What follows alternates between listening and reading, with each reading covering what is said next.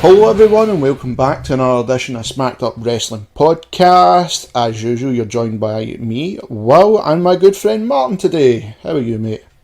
I'm alright, how's things? Good mate, good. We had a great night of wrestling last night with SmackDown. But first, let's just confirm what we were talking about yesterday, that Beth Phoenix is in the Hall of Fame. Aye. That's confirmed now. At the time we done the recording, it was still just the early news reports. I put in the description it was confirmed, so if you're listening to it today, it is confirmed. She's in the Hall of Fame now. But SmackDown last night was a really good show. It is a dominant show basically every week now. The stories they done last night were really good. The ending to the night was a bit of a letdown because it was like a very obvious thing they were going to do. I think they shouldn't have done it that way, but we can get to that story, mate, if you feel the same way about it. But kicking it off, SmackDown with Shane McMahon coming out talking about the WWE Championship getting defended in the Elimination Chamber. I felt a bit weird because if there's an Elimination Chamber, 9 times out of 10 the Championship's always defended in it. Well, that's what will happen. So I was like, why are you talking about it? Like, just to promote it ahead of time. This is the problem, having too many things too close together. 2 weeks, 2 weeks after the Rumble to April. Yeah. Why are you in such a rush to have this? Yeah, I know what you mean, dude. It's like one of the things. It's like, let's just get the Rumble out the road first. That is literally 2 weeks away. Get the Rumble out the road. Why have this 2 weeks after? Why not have it a little bit longer? You've clearly got the time between now and Mania to have a couple of shows anyway. Why the rush? I think they're panicking because of since the brand split, like we discussed yesterday, we've always had something to talk about, whether it's good or bad for each show, where we could do 2 podcasts every week. Then the last while, it was like, wow, this is dragging. And then we had to do one. Because basically the content we were getting from WWE was really bad. It was some of the worst I've seen in a long time. This is why their pacing needs to be better, and this is not better pacing. This is just as bad. Yeah. You're still going to have that long gap. It's one of the things, it's like, if with the Mania season, if that's the case, they're going to just hold back the pay-per-views. Like we said before the end of the year, is there too many pay-per-views? Yes, there is too many pay-per-views. I think it's now started to show. But if they're going to do the Mania season, have at least just one Raw, one SmackDown, just in between that break between the Rumble. But have it like better gap between. Yeah. Don't do the 2 weeks. At least do like a 4 week. Even if it's like 1 week Raw, then the following week SmackDown, then you're still averaged out your weeks between Rumble and Mania.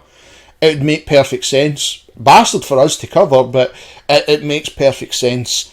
But then again, this is WWE. They don't know perfect sense unless it slaps them in the face, and half the time they ignore it. But the opening segment with AJ Styles, The Miz and Cena was absolutely brilliant. And the match we got with AJ and The Miz was fantastic. Absolutely fantastic. It was a great match. Great wrestling ability from The Miz. And you're really starting to see him come on his own compared to when he was a champion. He is so... He's up there just now, mate. He's going to be a champion soon. He has to be. Well, let's be honest, they're probably going to end up turning AJ sooner or later. Yeah. Cena will have another hiatus for whatever he's filming next. There's going to be that gap. And I think last night it was a sort of trial run to see how those two work together. It was a good match. It was a very good match. Really, it was really good. I mean, SmackDown, if I remember right, mate, was only really 3 matches. Yes. But they were long-ass matches, and... They're using their time very cleverly. And, like, you had your opening segment, you had the King's Court, Like, you had a wee backstage segment with Bray Wyatt. Even like the Nikki and Natty bit was good. Yeah, that's what I was going to say as well. When you compare it to Raw's segments, where like you had that 25-minute opener, then you had the New Days, you had this one, you had that one. It's like, wow, okay, there's just so much going on with Raw that I've lost track of half the storylines it's going with. The SmackDown. It's not even that. It's the only problem with keeping track with Raw's storylines is trying to keep interest. Yeah. And also the fact that they've done the same thing like 3 weeks straight. I mean, I just don't care. Let's talk about the segments before we'll keep the last 2 matches. I mean, the Nikki Bella segment, as much as I could not be bothered getting into this segment, like say a couple of weeks ago, last night was really good how they handled it. Something different. Mm-hmm. Something different, taking pops at the fact that her stuff's next to John Cena's stuff, then having the brawl next. I thought it was brilliant, really well done, and absolutely. People complain about the way the women's wrestling's done in SmackDown. I'm sorry, just now the women's wrestling in SmackDown's far superior than Raw. Yeah, one of many highlights. I think people have got to take their red tinted sunglasses off and look at it for what Raw is just now. It's struggling. It needs an injection of talent, or it needs to get brand new writers who know wrestling. Whatever, like anything. Like, I'm not even sure what they can do. The best guys in NXT are not suited to the Raw format. No. There's no one else really in the horizon that would get people excited unless they somehow pulled off the coup of the century and got Kenny Omega, which I doubt very much. I doubt it, mate. I mean, there's like I was reading on Twitter about rumours, he might be at Royal Rumble, and I'm like, he's not going to be there. He won't be at the Rumble. He's contracted. Even if WWE buys contract out, I still can't see it. And they wouldn't spend that kind of money anyway. No.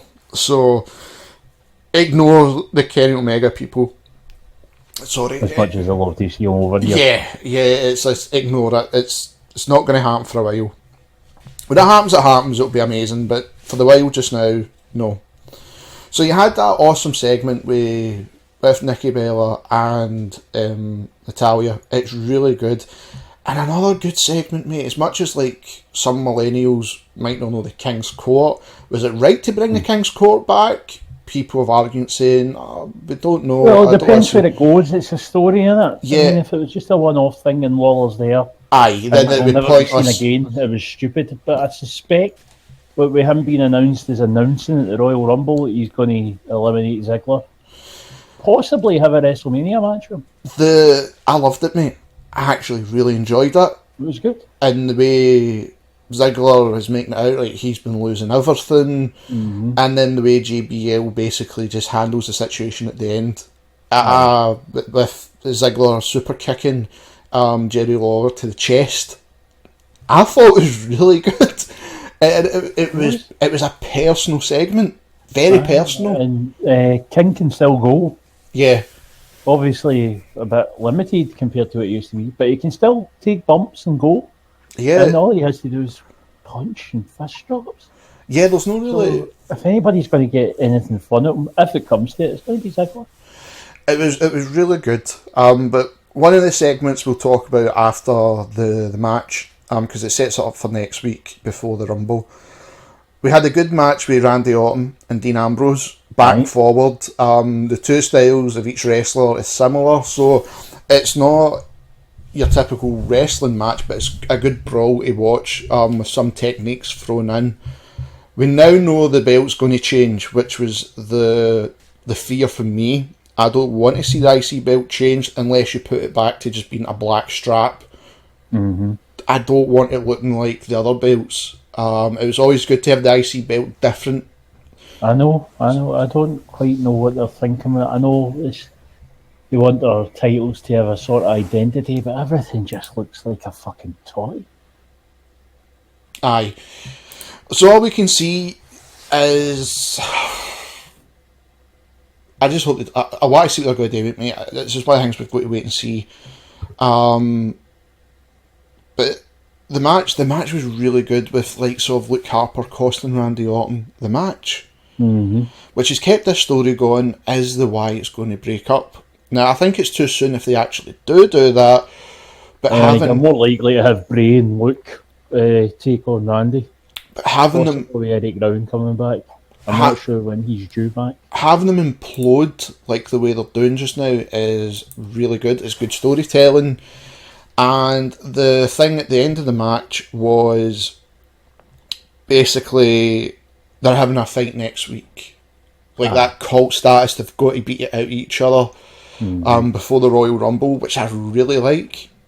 Really like. So, I mean, at the same time they're doing this, they're subtly setting up Dean versus Shane. Oh, yes. When Dean Which is a word that you never normally use in association with WWE. Yeah. Subtly. But it's interesting to see where this story goes with the Wyatt family. I remember a lot of people at the start didn't like it. I was worried about it. But eventually, right away, it kind of grew on me because it was really good what they were doing. And it's the payoff's starting to come. You're starting to see, is there a payoff coming? I don't want it to end too quick, but at the same time, I don't want it to drag on. Yeah. It's got to be done just right. And they're doing nice things, which you can see is a lot different from the SmackDown writing compared to the Raw writing and the booking. Oh, aye, definitely. So... because Raw is just stuck in the same formula. We've said it, I know we're repeating ourselves and all that, but they need to do something. They need to look at what's working in SmackDown and adapt it for 3 hours. Yeah, there's just so much that Raw loses its identity after that, just after the hour mark. And it's like, wow, right, anything until we can drag on. It doesn't feel like anything exciting's going to happen. No, like I said, when I went to the Raw Live in Glasgow for the live recording, that dragged. That bang on the middle dragged. Where SmackDown flew in. Considering that was the worst SmackDown probably we've had since the Brad split, and it had to be when they were here, but it was the worst one. But SmackDown had 3 matches, and all 3 matches are good. Raw had maybe 5, I think. I think so. 5 short ones. And 1 was good. 1 was passable. It's just not good enough. No, it's not good enough. Whereas SmackDown, you had a great opening match with Miz and AJ, a great match with Dean Ambrose and Randy Orton, and you had a great match in a steel cage with Alexa Bliss and Becky Lynch. Yep. So, if anybody can not look at it and go, that's the Raw's got the superior talent. They have got the superior talent, but they have no fucking idea what to do with them. We've said it for weeks. SmackDown, everybody was saying how weak to look. I was saying how weak to look, and then, it just shows you can do pretty much anything. Yeah. You've got the right people running things. Yeah. That is it. And it is really starting to show when it's like we've said the last couple of weeks, do we do like a podcast where it's just one, or do we carry on? Do we do the 2? This week we done the 2 because we had a lot of breaking news in the UK Championship. And I know, but that's nothing to do with the quality at all. No, and that's it. And that's when you think about it. Like, so when you take Raw's entire night, you could sum it up in 5 minutes. Aye. Whereas SmackDown, you can watch it and go, oh, that was good. Fair enough, the crowd were pish, but so. But the rest of it was like, right, okay, you see where they're going. They've held back, like last week they held back the Becky Lynch, Alexa Bliss storyline, and this week they held back the Ellsworth storyline. Yes. As much as, like, if you're interested in that, but you can see, like, no, let's hold this one back, let's go forward with this. And they're chopping and changing, which is fucking good compared to every week in Raw. You know what's going to happen at the end. Same layout. You know what's happening at the start. Same people. It's really boring. It's annoying. I mean, when was the last time you seen Roman Reigns in an opening match? Doesn't happen. No. Whereas AJ last night, opening match with Aye. Miz, where they've two have had amazing matches to end the show, and they open the show to set up the rest of the night. Aye. That it's fucking night and day between the two shows, where you look forward to one and then you're like, I can't be arsed with the other. Raw has got to fix things. Last night showed it again. 3 matches can fucking blow that show out the water. It done it again. It's not going to happen. There's no signs that anybody's interested in putting an effort in. I know. Even the talent, you can see it with some of them. Titus and Neil's going through the motions. The New Day have not quite got that same enthusiasm they had. Just little things here and there that make me think that. Just maybe a little glance here or there, or a little bit of their inflections changed. There's something off with some of them. Yeah. And I think it's just because they know they're getting their ass kicked by the better show, and they know that there's no sign of change, even though they're trying to get it changed. Yeah. I mean, the women's division, let's be honest, mate, right, who are you more interested in watching? Exactly, it's not even a contest. It's not a contest anymore. It's like, as much as Bayley's brilliant, but we've seen constantly, all the time, where it's just the one story, they're trying a new story with Nia Jax and Sasha Banks. Fair play to them, it's something different. Where's Dana? The reason that they tried that was because of how SmackDown's treating its winner. Yeah, where's Dana Brooke now? Nobody's seen her. Probably for the best. Where's Emelina, which is a fucking running joke now. I think that's all it is now. Yeah. I mean, why bother with all this? Exactly. But with SmackDown, they've got the women wrestlers. The only one we've not seen is Naomi for a while now. And she's hot, I believe. She hot. So Aye. they've gave... She's mentioned something on Twitter. She's had to take a step back. She says she'll be back soon. So Carmella, as much as she's green as fuck, okay, she's wrestling some NXT or indie guys for experience, which is good. And she's shown signs of improvement. Yeah. Keeping her away from the big guys like Nikki Bella and the title, that was the best thing they'd done. There is no one on Raw except Strowman where I'm sitting up and saying, this guy's going somewhere, or this woman's going somewhere. Look, I mean, Strowman has stood out rightfully. Mm-hmm. And I'll keep going on about him because he's the best example for a lot of these things. We've seen him come on so much in the past 8 months. On SmackDown, everyone's progressed. Yes, that is except Kurt Hawkins. But so main event, Martin, we had is this the first women's steel cage match in the WWE? Yes, it is. I don't know if it's in WWE ever, but it's certainly the first in a long time. I'm not sure. No Trish and Lita had a hardcore match. I know Beth and Natty was up against Lee Cole in a tables match. I'm trying to remember if they've had a steel cage. I mean, I want to say it is the first one ever, but I'm not 100% sure. Yeah, not too sure myself. I'll have to look into it. But we got a good match. Good match. Good back and forth between the two of them. Couple of botches again, but again these nothing to bitch about because these two girls go at full speed. There's hardly any slowing down. They just go. Their matches have only got better and better as they work together.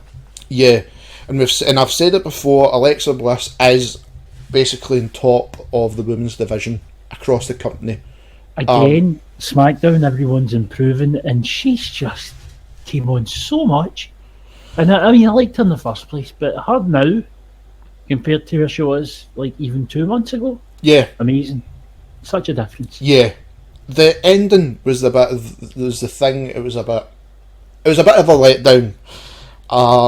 With the reveal of La Luchadora, which was fucking obvious. Not everything has to be a surprise. I know, but this is the more important thing. Remember, we were saying this the other day when Austin won the Rumble. We all knew it was coming. It was good storytelling.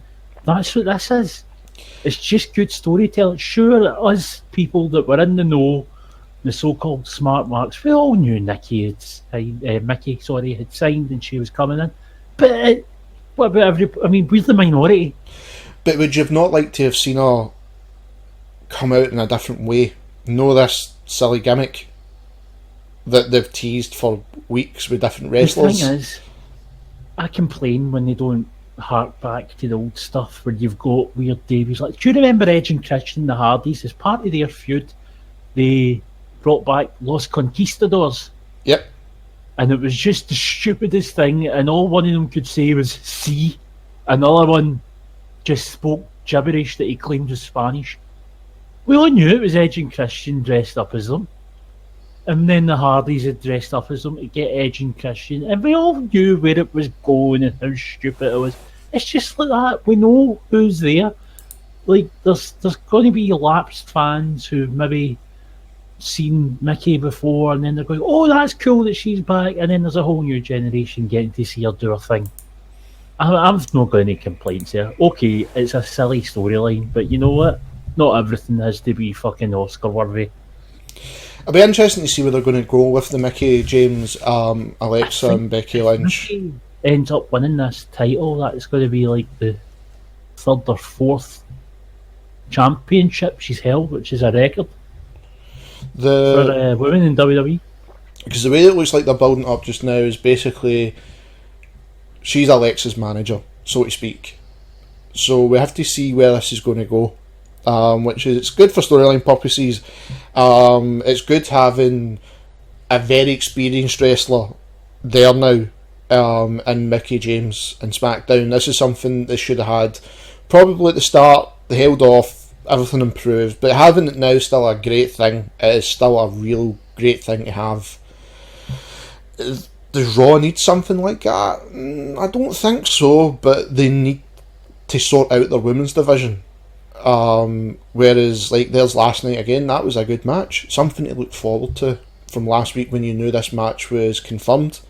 When it was like Sasha Banks and Charlotte for the title, constantly going back and forth, you got bored.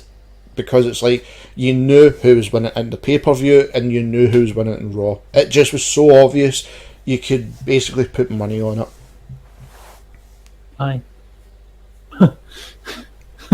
That's all good to say. Aye. it's there's so many things that's got to be fixed, but I think that's really it, mate, for SmackDown. There was nothing really to complain about. It was a good show. It passed all the good show, great pacing, and yeah, going places. Unlike Raw, which is just sitting in the one place spinning its fucking wheels over and over again. Yeah, that's it. They just have to sort out the shite they're doing. Hopefully after Rumble they sort something, because just now it's looking like it's getting unbearable again. SmackDown, even with talking smack with Baron Corbin making digs that The Undertaker was entertaining. God, that says it all. Thank God Raw's ratings are diving, because of Baron and Undertaker I don't really want to see. But that's it. As much as he's improving. But that says it all, how much Raw...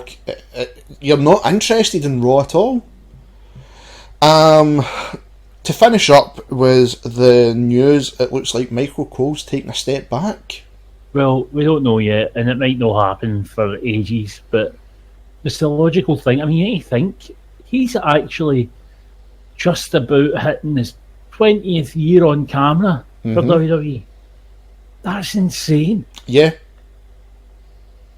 And that's almost uninterrupted as well. I mean, my favourite time of Michael Cole commentating was when JR he was away the first time.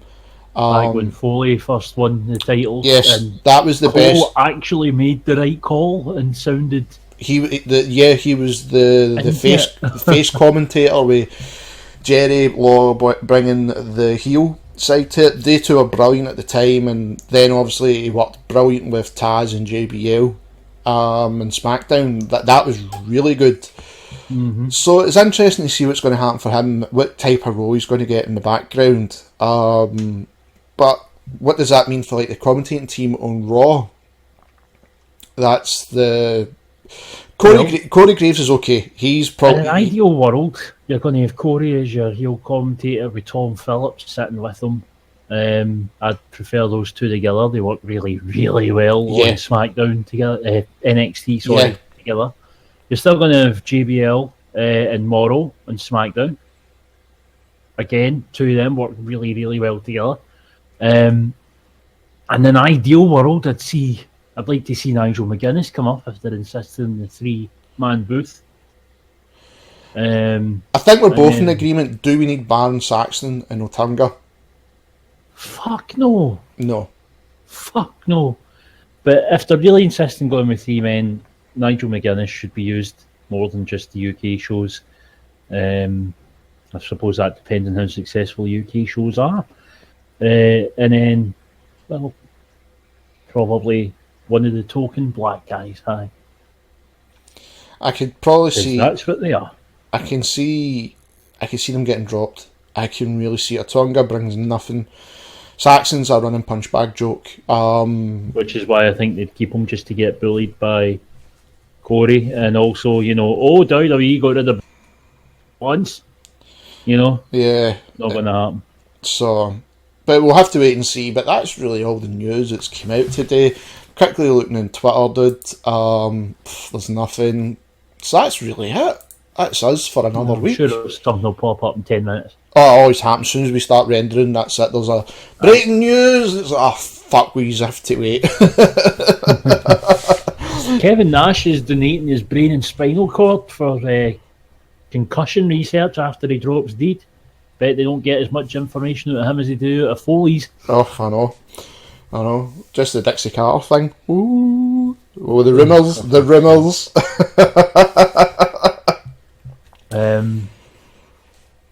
What, the rumours being that she's a bitch? Yes. No, all she said was, well done, you're in the WWE Hall of Fame, Kurt. One thing we did miss was JBL falling over. When he went to save King, he just slipped right on his face. Just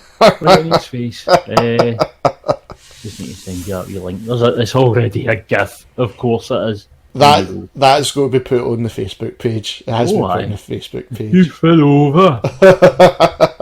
Can't help it. Just as soon as you see it, it's just fucking arsehole. So you get for blocking me. So everyone, as usual, thank you for listening to Smacked Up Wrestling Podcast. Leave us a like and leave us a comment. Tell us what you thought of SmackDown. Also, sub The Gaming Fault, where you get to hear me, Martin's brand new podcast, Kodak Memories, which comes back tomorrow. Kodak Memories. Yeah, Kodak. Right, okay. Kodak Memories. It's back tomorrow. So, heyo. We also have a brand new Let's Play coming on Saturday, which is Dark Souls Saturday. So be sure to tune in for that. And soon Resi comes. Very soon. So anything like the Resi one will be next week. We'll post links on the Facebook Gaming Fault. Go to that, leave a like there. You can get to find out what me and Martin's going to do for that. Also leave a like on the Smacked Up Wrestling Podcast Facebook page, where you get to see this hilarious gif of JBL falling. And also follow us on Twitter. Every link's below. You can follow us at SU Wrestle, Roddy Massey, and at Martin Hendry on Twitter, where you get to follow us and you get to see some hilarity we like to spew on a daily basis. So that every information. You see my tag team name? I'm genius. I've come up with the best gimmick ever. Oh, I've seen it. I'm fucking genius. Just phone me, Vince. I'm a genius. I've seen it, dude. Rich Leisure, which is just the best name ever. I'll have a tag team partner called Rick Luxury. It's Rich Luxury. Rich Luxury and Rick Leisure, and they're going to be called Leisure and Luxury. Money in the bank. Absolutely money in the bank. Mate, that is, you could just cash your checks just now. Just think of the puns. Oh, yes. I'm going to check you into the luxury suite. There's your tag team finishing move. No, I need something even worse for that. Oh, God. I'll deal with you at my leisure. Stuff like that. Oh, it's mate. all money. It's money. So everyone, every link's in the description below. You can follow us everywhere. Like I said, we're on Facebook and Twitter. Subscribe to the Gaming Fault where you get to hear me and Martin's podcast and any videos we do as well. So as usual, thank you for listening to Smacked Up Wrestling Podcast. We'll be back next Tuesday with the Raw review. I've been Will. And I've already trademarked that idea. Nobody can steal it. Shut up. There you go. You have to pay Martin £1 every time you say the name. I don't be rich. Do you want me to make it a tenner? Aye, it's my thing. I'll decide. Alright, fair enough. Okay, £100. I'll decide. Everyone, thank you for listening. Cheerio.